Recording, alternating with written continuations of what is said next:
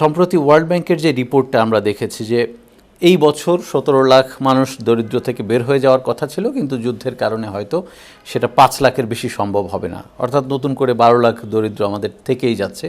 এর আগের বছরও 14 লাখের মতো যোগ হয়েছে। এইটার স্যার দীর্ঘমেয়াদী ইম্প্যাক্টটা কী হতে পারে? এটা দীর্ঘমেয়াদী, এইটার অভিঘাত তো খুবই নেতিবাচক। যেখানে নাকি আমরা দারিদ্র্যসীমার নিচের মানুষের সংখ্যা বা অতি দারিদ্র্যসীমার নিচের মানুষের সংখ্যা আমরা কমাতে চাচ্ছি দ্রুতভাবে।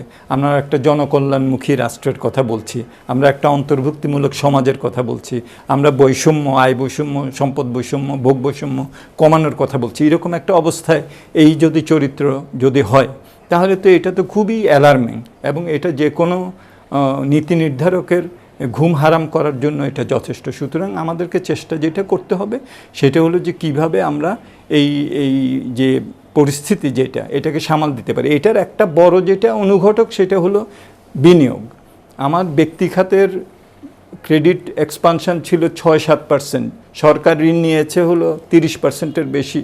সো এই পরিস্থিতি থেকে তো আমার বেরিয়ে আসতে হবে। আমার ব্যক্তি খাতের উদ্যোক্তা যারা, তারা যাতে বিনিয়োগে উৎসাহী হন, বাইরে থেকে যাতে কর্মসংস্থান, আমাদের তো কর্মসংস্থানেরও আমাদের যদিও দুঃখের বিষয় হলো আমাদের লেবার ফোর্স সার্ভের তো হালনাগাদ ডেটা নেই। তো এইটাও তো আমাদের একসময় ছিল যে ত্রৈমাসিক আমরা বের করব, এটা নাই। সো কিন্তু এটা বোঝা যাচ্ছে যে আমাদের কর্মসংস্থান, বিনিয়োগ, আমাদের বৈদেশিক যে বিনিয়োগ আহরণ সব দিকেই কিন্তু একটা স্তিমিত অবস্থা যাচ্ছে। এই সরকার কিভাবে সেখান থেকে বেরিয়ে এসে আমার উদ্যোক্তাদেরকে সহায়তা করতে পারে, কস্ট অফ ডুইং বিজনেস কমানো, আমার এলডিসি গ্র্যাজুয়েশনকে টেকসই করা, আমাদের যে পোর্টে turn around time, lead time, এগুলোকে সামাল দেওয়া, লজিস্টিক্স পলিসি একটা আমরা করেছি, সেইটার বাস্তবায়ন। বিভিন্ন গবেষণায় দেখা গেছে যে এই যে কস্ট অফ ডুইং বিজনেস, এইসব এলিমেন্টগুলা আমাদের এই যে শুল্কমুক্ত যে সুবিধা আমরা পাই তার থেকেও কিন্তু বেশি।